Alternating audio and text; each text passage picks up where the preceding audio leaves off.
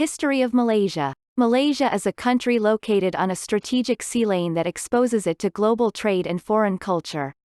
Strictly, the name Malaysia is a modern concept, created in the second half of the 20th century. However, contemporary Malaysia regards the entire history of Malaya, spanning thousands of years back to prehistoric times, as its own history. An early Western account of the area is seen in Ptolemy book Geographia, which mentions a golden Chersonese, now identified as the Malay Peninsula. Hinduism and Buddhism from India and China dominated early regional history, reaching their peak during the reign of the Sumatra-based Srivijaya civilization, whose influence extended through Sumatra, Java, the Malay Peninsula and much of Borneo from the 7th to the 13th centuries.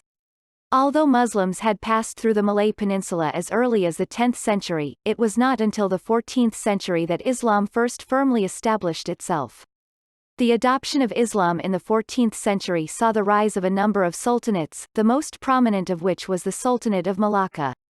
Islam had a profound influence on the Malay people, but has also been influenced by them. The Portuguese were the first European colonial powers to establish themselves on the Malay Peninsula and Southeast Asia, capturing Malacca in 1511, followed by the Dutch in 1641. However, it was the British who, after initially establishing bases at Jesselton, Kuching, Penang and Singapore, ultimately secured their hegemony across the territory that is now Malaysia. The Anglo-Dutch Treaty of 1824 defined the boundaries between British Malaya and the Netherlands East Indies, which became Indonesia.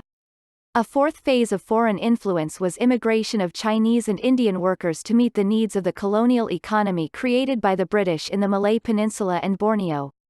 Japanese invasion during World War II ended British domination in Malaysia. The subsequent occupation of Malaya, North Borneo and Sarawak from 1942 to 1945 unleashed nationalism.